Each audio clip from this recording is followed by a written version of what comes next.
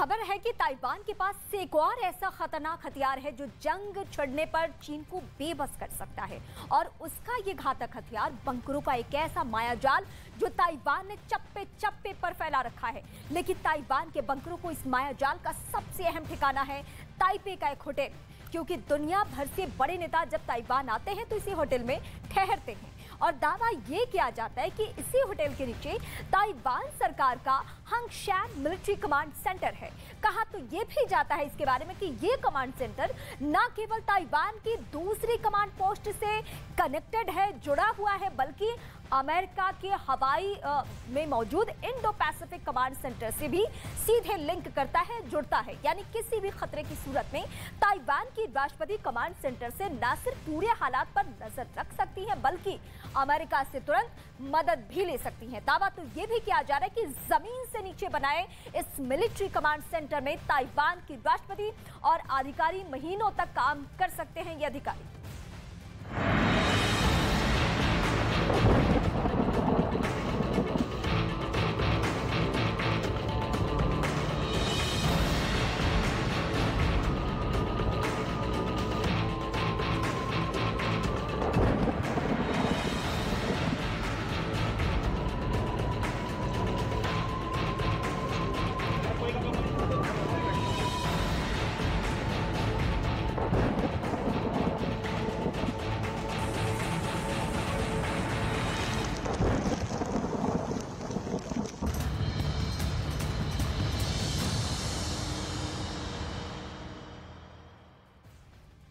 देश के कई राज्य इस वक्त मूसलाधार बारिश की मार झेल रहे हैं। कुछ राज्यों में नदियों में उफान है तो कुछ राज्यों में सैलाब के साथ साथ पहाड़ खिसकने से रास्ते बंद हो चुके हैं। आधे हिंदुस्तान में बादलों ने कैसे अगस्त क्रांति मचाई हुई है, इन तस्वीरों के जरिए आपको दिखा रहे हैं। राजस्थान के बारां, कोटा, झालावाड़ के कुछ इलाकों में बारिश जैसी स्थिति बनी हुई है। मध्य प्रदेश के भी ज्यादातर जिलों में 3 दिन से लगातार बारिश हो रही है। राजस्थान में भी भारी बारिश हो रही है। ओडिशा में भी कुछ दिन पहले आई बाढ़ से अब तक राहत नहीं मिली है। नदियों का स्तर कम हो रहा है, लेकिन अब भी 902 गांव के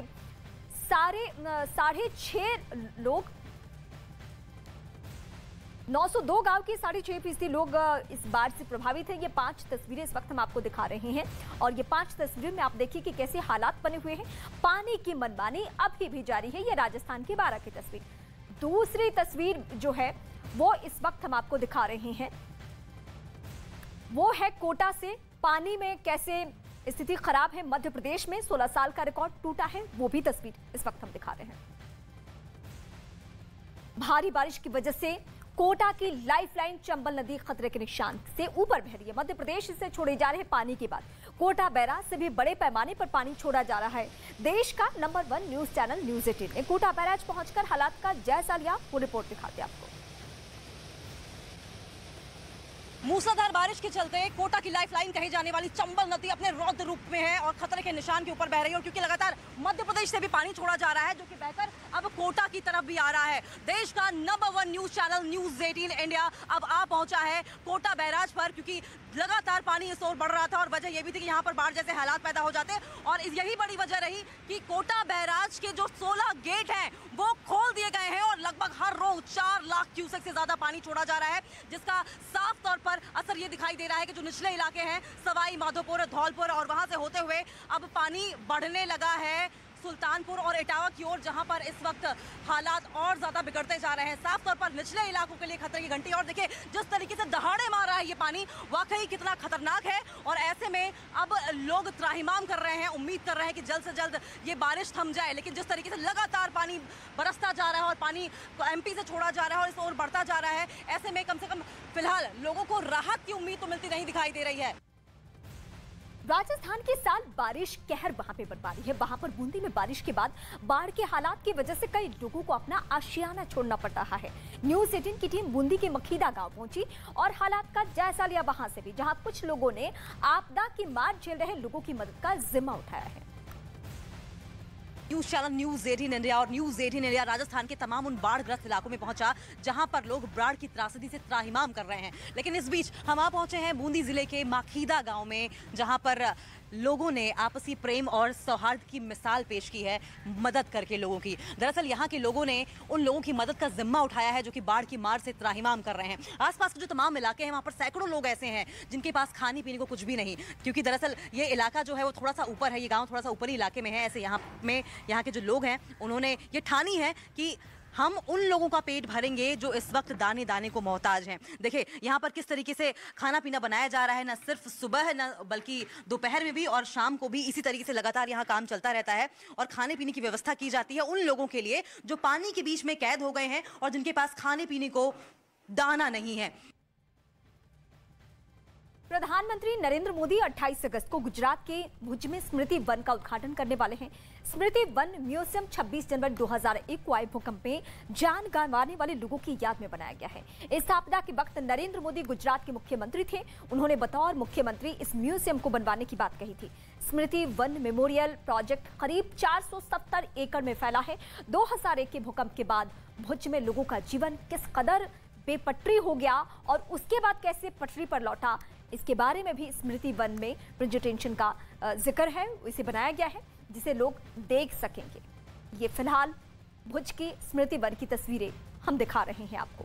यहीं पे पीएम मोदी को पहुंचना है और 2001 में काफी लोग थे जिन्होंने अपनी जान गंवा दी भुज के भूकंप में, और उनकी याद में ये स्मृति वन, और यहाँ पे जो भी लोग जाएंगे इन लोगों के बारे में जानकारी इकट्ठा कर सकेंगे। और कहा जाता है कि अगर चीन ने ताइवान पर हमला किया तो वो उसके बंकरों के चक्रव्यूह में ऐसे उलझ जाएगा जैसे जाल में फंसी मछली। दावा किया जाता है कि ताइवान ने अपनी सुरक्षा के लिए जमीन के नीचे बंकरों का ऐसा मकड़ जाल बना दिया जिससे पार पाना किसी के लिए भी आसान नहीं होगा। उसने पहाड़ों से लेकर शहर तक बंकरों की ऐसी किलेबंदी की है जिसे तोड़ पाना चीन के लिए भी मुसीबत बन जाएगा। ऐसे ही बंकरों का जाल ताइवान ने पूर्वी चीन सागर के किनारे बसे हुआलियन शहर की पहाड़ियों में बिछा रखा है। यहाँ पर वो पूरी तरह से हैंगर्स तैनात किए गए हैं, तैयारी की गई है, बंकर्स बनाए गए हैं इन पहाड़ियों को काट काट के, जहाँ बेस तैयार किया गया। कहा जाता है कि उसने इन पहाड़ियों के नीचे अपनी सेना के लिए एक अलग शहर ही बसा दिया और वहां बनाए गए बंकरों में ताइवान बेहद घातक लड़ाकू विमानों को रखता है और साथ ही उन विमानों में लगाई जाने वाली मिसाइल और दूसरे खतरनाक हथियार भी इन्हीं पहाड़ियों के नीचे बनाए गए बंकरों में रखे जाते हैं। लेकिन इन पहाड़ियों को देखकर ये अंदाजा नहीं लगाया जा सकता कि इनके नीचे ताइवान की ऐसी ताकत छिपी है जो चीन को उसी की भाषा में जवाब दे सकती है। दावा किया गया कि ताइवान ने इस जगह पर 200 F-16 लड़ाकू विमान रखे हैं, जिसे एशिया में F-16 फाइटर जेट का सबसे बड़ा बेस बताया जाता है। और ये आधुनिक लड़ाकू विमान पलक झपकते ही वहां बने एयरबेस से उड़ान भरने के लिए हमेशा तैयार रहते हैं। इस बात की खबर मिलते ही कि चीन का कोई फाइटर जेट ताइवान की एयर स्पेस में दाखिल हुआ है, ये विमान उसे खदेड़ने के लिए आसमान में गरजने लगते हैं। ये फाइटर जेट जो इस वक्त आपको बताएगा कि ताइवान की तैयारियां कितनी जबरदस्त है, और इसी तरह के कई विमान लगातार जा रहे हैं। ताइवान के हुआलियन शहर की पहाड़ियों के नीचे आधुनिक कमांड सेंटर भी बना रखा है, जहां से वो चीन की हर हरकत पर नजर रखता है। दावा तो ये भी किया जाता है कि ताइवान के पास F-16 विमानों की अगली पीढ़ी के फाइटर प्लेन की भी बड़ी संख्या मौजूद है, जिन्हें F-16V यानी F-16 वाइपर के नाम से जाना जाता है। F-16V दुनिया के बेहद आधुनिक लड़ाकू विमानों में से एक है। साथ ही इसमें तैनात मिसाइलें इसे एक बेहद खूंखार विमान बना देती हैं। इसमें बेहद घातक बम, हवा से जमीन पर और हवा से हवा में मार करने वाली मिसाइलों को लगाया जा सकता है। यही नहीं, इस विमान में ऐसे रडार लगे होते हैं जो एक साथ कई टारगेट को पकड़ सकते हैं। बड़ी संख्या में अमेरिका से लिए गए हथियार और साथ ही साथ बॉम्बर, इसके अलावा मिसाइल्स को लेकर कहा जा रहा है कि ये एयरबेस बहुत महत्वपूर्ण हो जाता है। ऐसे तो दुनिया के 25 देशों की सेनाओं के पास F-16 लड़ाकू विमान है, लेकिन वाइपर इसका सबसे एडवांस वर्जन है। और ताइवान ने अमेरिका से कुल 66 F-16V फाइटर जेट खरीदे हैं, जिसने ताइवान की सेना की ताकत को कई गुना बढ़ा दिया। लेकिन चीन को सबक सिखाने के लिए ताइवान की तैयारी सिर्फ हुआलियन शहर की पहाड़ियों तक ही सीमित नहीं, बल्कि उसने राजधानी ताइपे में भी ऐसी तैयारी कर रखी है कि ड्रैगन के होश फाख्ता हो जाएं। और कहा जाता है कि ताइवान ने ताइपे की जगमगाती सड़कों के नीचे भी सुरंगों का एक जाल बिछा रखा है। दावा किया गया कि शहर के नीचे बने सैकड़ों बंकर में जंग के दौरान लोगों को लंबे वक्त तक पूरी हिफाजत से रखा जा सकता है। यही नहीं, ताइवान की राजधानी की जमीन के नीचे सरकार और सेना के कामकाज के लिए भी कई कमांड सेंटर बनाए गए हैं। ताकि हमला होने के हालात में दुश्मन से निपटने की रणनीति बनाने में किसी तरह की कोई बाधा न आए। इस बीच ताइवान को लगातार धमका रहे चीन ने अब अपने एक और ताकतवर हथियार को मैदान में उतार दिया। चीन पहली बार लंबी दूरी के ऑपरेशन में काम आने वाले विमान को दुनिया के सामने ले आया और उसने हवा में फाइटर जेट में ईंधन भरने वाले YU-20 विमान की ताकत लोगों को दिखाई। चीन ने दावा किया कि उसका ये विमान बेहद शक्तिशाली और लंबी दूरी तक काम करने वाला है। ऐसे में माना जा रहा है कि चीन जंग की तैयारी में कोई कोर कसर नहीं छोड़ रहा। यानी अगर जंग छिड़ी और उसके लड़ाकू विमानों को लंबे वक्त तक आसमान में रहना पड़ा तो उनमें ईंधन भरने के लिए चीन ने पहले से ही तैयारी कर ली और अपने ईंधन भरने वाले YU-20 विमान को दुनिया के सामने लाने के लिए चीन ने एक वीडियो भी जारी किया। उसने दावा किया कि YU-20 ने ताइवान स्ट्रेट के ऊपर उड़ रहे J-16 फाइटर जेट में बड़ी ही आसानी से ईंधन भर दिया और चीन का J-16 लड़ाकू विमान उसी ताइवान स्ट्रेट के ऊपर उड़ान भर रहा था, जहां से ताइवान को डराने के लिए चीन ने कई बार मिलिट्री ड्रिल की। क्योंकि ताइवान और अमेरिका की नजदीकी ने ड्रैगन को भड़का दिया था।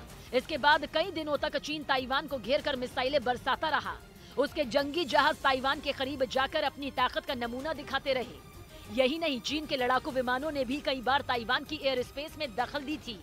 हालांकि वहां की गई मिलिट्री ड्रिल में कभी भी चीन ने ताइवान को निशाना बनाने की कोशिश नहीं की, लेकिन उसका मकसद यही था कि ताइवान डर जाए और अमेरिका से दूरी बना ले। मगर ऐसा हुआ नहीं। ताइवान ने भी चीन को उसी की भाषा में जवाब देने के लिए अपनी तैयारियां तेज कर दी और माना जा रहा है कि चीन ताइवान के इसी तेवर को देखते हुए पहली बार अपने ऐसे प्लेन को सामने ले आया जो घंटों तक उड़ान भरकर दूसरे विमानों में ईंधन भर सकता है, जिसके बाद चीन ने दावा किया कि नई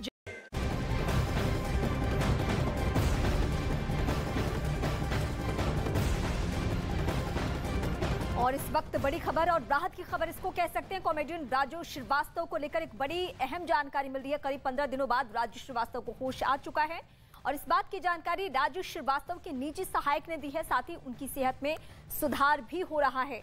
राजू श्रीवास्तव को लेकर, उनके फैंस को लेकर ये बहुत राहत की खबर है, क्योंकि लोगों को बहुत इंतजार था कि राजू श्रीवास्तव होश में आए। बहुत दिनों से कोई हरकत नहीं उनकी बॉडी में, लेकिन फिलहाल मेडिकल रिपोर्ट्स और उनके जो निजी सहायक हैं उनके तरफ से ये जानकारी दी गई है। उनके फैंस के लिए, उनके उन दर्शकों के लिए जो उन्हें बहुत चाहते हैं, उनके कॉमेडी को बहुत पसंद करते हैं, उन सभी की दुआएं रंग लाई।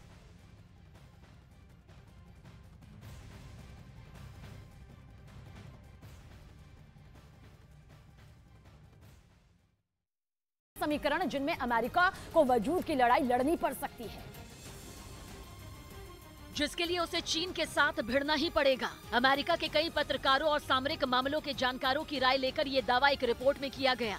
दावा ये है कि तेजी से समुद्र में बढ़ रहा चीन का दबदबा दुनिया के लिए बड़ी चुनौती खड़ी करने वाला है। अमेरिका से तो चीन पहले ही सीधा पंगा लेने से नहीं झिझक रहा, अब खतरा अमेरिका के दोस्तों पर भी है। चीन के पूर्व में दक्षिण कोरिया और जापान जैसे ऐसे कई देश हैं जो अमेरिका के बड़े सहयोगी हैं। अमेरिका के इन दोस्तों को भी अगर ऐसा लगने लगा अमेरिका उनकी सुरक्षा नहीं कर पाएगा तो खतरा बहुत बड़ा होगा। अमेरिका के लिए ताकत के सारे समीकरण बदल जाएंगे। सुपर पावर होने का अमेरिका का भ्रम पूरी तरह टूट जाएगा। अमेरिका का दुनिया की महाशक्ति का तमगा भी खतरे में पड़ जाएगा, खासतौर पर तब जब यूक्रेन की जंग के कारण अमेरिका की साख को बहुत बड़ा धक्का लगा था। ऐसे में अमेरिका को अपना वजूद बचाने के लिए चीन के साथ जंग लड़ना बेहद जरूरी हो सकता है और ऊपर से ताइवान पर भड़का विवाद चीन के लिए भी सीधी चुनौती से कम नहीं है, क्योंकि नैन्सी पेलोसी की यात्रा चीन को सीधी ललकार है। चीन की लाख चेतावनी के बावजूद नैन्सी पेलोसी की यात्रा भी हुई, वो भी ऐसे वक्त में जब चीन पर ताइवान की वन चाइना वाली पॉलिसी कमजोर होने लगी हो। पिछले कुछ सालों में ताइवान में चीन के खिलाफ गुस्सा बढ़ा है। चीन की नीतियों और विस्तारवाद वाली सोच के खिलाफ ताइवान के लोगों की आवाज बुलंद होने लगी। चीन पिछले 15 सालों से लगातार कभी कानूनों में बदलाव करके तो कभी अहम जगहों पर अपनी लोगों की तैनाती करके ताइवान को कंट्रोल करने की कोशिश में लगा है, लेकिन उसकी पकड़ मजबूत होने की बजाय कमजोर होती जा रही है। दावा तो यहाँ तक है कि ताइवान में लोगों पर कानूनी सख्ती का भी अब वहाँ उल्टा असर हो रहा है, वो भी ऐसे वक्त में जब PLA में चल रहे अंदरूनी घमासान की वजह से चीन में खलबली की शुरुआत हो रही हो। मध्य प्रदेश में आसमान से इतना पानी बरसा कि हाहाकार मच गया। राज्य में हालात इस कदर बिगड़ गए कि कई इलाकों में बाढ़ से मची तबाही थमने का नाम लेती दिखाई नहीं दे रही। वहां पिछले 2 दिनों से 6000 से ज्यादा लोगों को सुरक्षित जगहों पर ले जाया गया, लेकिन कई इलाके अभी भी बुरी तरह से जूझ रहे हैं। इनमें आगर मालवा जिला भी शामिल है, जहां बाढ़ का खतरा बना हुआ है। लेकिन कुछ लोग हैं कि सतर्कता बरतने को तैयार नहीं। इसी का नतीजा रहा कि एक ट्रक पलट गया। जो तस्वीरें सामने आई उनमें साफ दिखा कि नदी के ऊपर बने पुल पर जबरदस्त पानी बह रहा है, जिससे रास्ता पार करना खतरनाक भी है। लेकिन ये सब कुछ जानते हुए भी वो ट्रक ड्राइवर आगे बढ़ा, लेकिन पुल पर पानी का कब्जा होने की वजह से वो संतुलन नहीं बना पाया। यही वजह रही कि काफी कोशिश के बाद भी गेहूं से भरा वो ट्रक पलट गया। हालांकि इस हादसे में ट्रक ड्राइवर और उसके साथ मौजूद शख्स की जान बाल बाल बच गई, लेकिन उन्हें ट्रक पलटने से चोटें आई। आगर मालवा की ही तरह खरगोन में भी बारिश के बाद नदी नाले उफान पर हैं। और ऐसे में ओंकारेश्वर बांध के 23 गेट और इंदिरा सागर डैम के 12 गेट खोलने से नर्मदा नदी में पानी बढ़ गया और उसके आसपास के इलाकों में रहने वालों की मुश्किलें बढ़ गईं।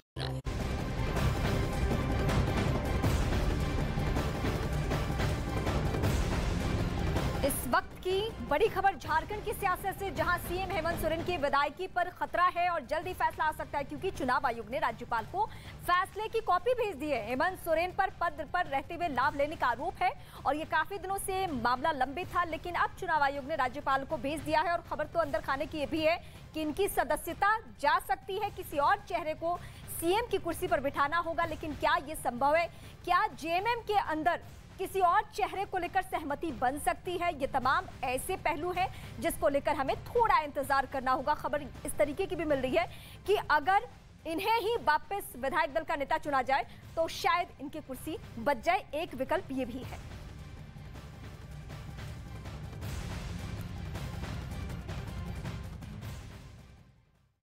चुनौती साबित हुआ।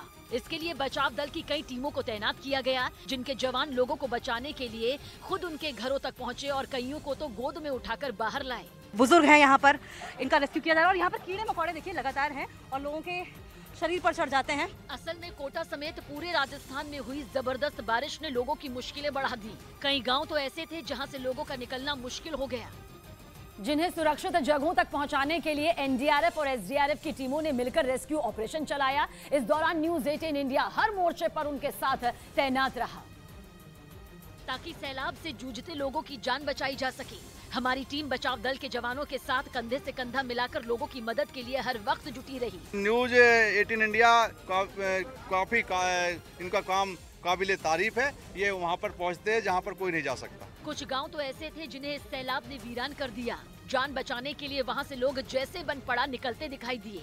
कुछ लोगों ने तो रेस्क्यू टीम का इंतजार करने की बजाय खुद की रबड़ की ट्यूब में हवा भरकर वहां से निकलना सही समझा। बहुत से लोग ऐसे थे जिन्हें वहां से निकालना बचाव दल के लिए भी बड़ी चुनौती साबित हुई।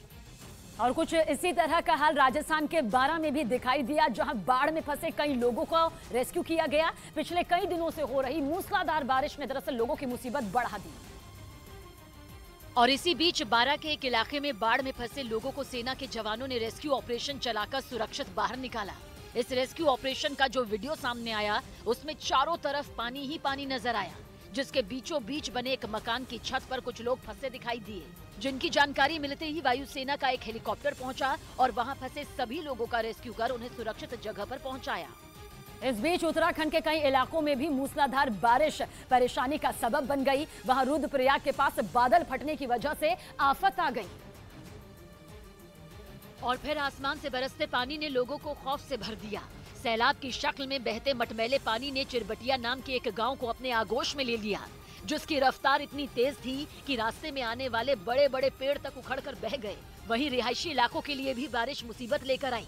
वहाँ पहाड़ों से रिस कर आते पानी की वजह से लोगों का जीना मुहाल हो गया। बहुत परेशानी हो रही है। लोग जो है उनको कहीं इधर उधर जाने के लिए रास्ता ही नहीं मिल रहा है। वहीं रुद्रप्रयाग के जखोली इलाके में बारिश ने ऐसा कहर बरपाया कि गांव तक पहुंचना मुश्किल हो गया। पहाड़ से आए मलबे ने नदी के ऊपर बने पुल और सड़क को पूरी तरह तहस नहस कर दिया, जिसके बाद वहां जमे पत्थरों को हटाने के लिए खुदाई करने वाली मशीन की मदद लेनी पड़ी, जिसने काफी देर तक मशक्कत करने के बाद सड़क को खाली कराया। तब जाकर लोगों का आना जाना मुमकिन हो पाया। और ये हाल सिर्फ रुद्रप्रयाग का नहीं था, बल्कि बादल फटने से तबाही टिहरी के कई इलाकों में भी देखने को मिली। वहां एक जगह पर तो जबरदस्त बारिश की वजह से बाढ़ आ गई और फिर तो पहाड़ों से आए पानी के जोरदार रेले के आगे सब बेबस नजर आए। इंडिया का प्राइड, मेरा प्राइड, वीकेसी प्राइड, कड़ी मेहनत का जश्न मनाइए। न्यूज 18 इंडिया लगातार बना हुआ है देश का नंबर 1 न्यूज चैनल। काफी पीछे छूटा आज तक और इंडिया टीवी दर्शकों ने खबरों के लिए न्यूज 18 इंडिया पर जताया भरोसा। आज तक को पछाड़, अब है देश का नंबर 1 न्यूज चैनल। तो देखते रहिए न्यूज 18 इंडिया। झारखंड के सीएम हेमंत सोरेन की विधायकी पर जल्द हो सकता है फैसला। इलेक्शन कमीशन ने राज्यपाल को भेजी फैसले की कॉपी। पद पर रहते हुए लाभ लेने का मामला। बीजेपी नेता निशिकांत दुबे ट्विटर पर उन्होंने लिखा, जो कहा था वही हुआ।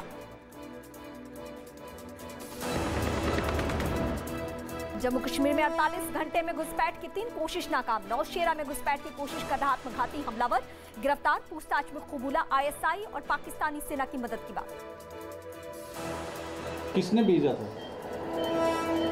चौधरी यूनुस ने। चौधरी यूनुस ने। वो कौन है? चौधरी यूनुस कौन है? चौधरी यूनुस कौन है? आर्मी है।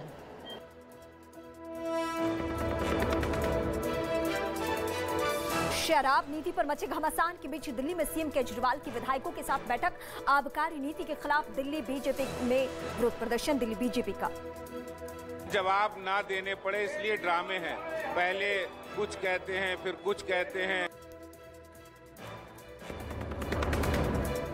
जम्मू कश्मीर की सुरक्षा व्यवस्था पर गृह मंत्री अमित शाह की अहम बैठक आज। जम्मू कश्मीर के उपराज्यपाल और डीजीपी के साथ बीएसएफ और सीआरपीएफ के डीजी होंगे शामिल। टारगेट किलिंग और चुनाव की तैयारियों पर भी बात।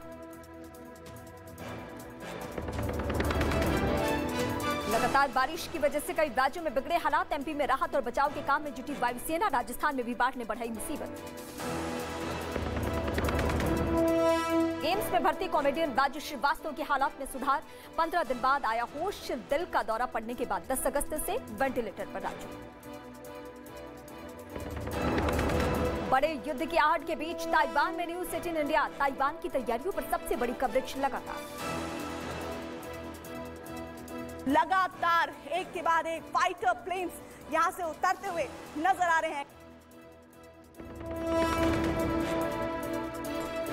रूस यूक्रेन महायुद्ध के 6 महीने पूरे होने के बाद रूस ने फिर तेज किए हमले। यूक्रेन में रेलवे स्टेशन मिसाइल से हमला। वहां पे 22 लोगों की मौत, 50 से ज्यादा जख्मी।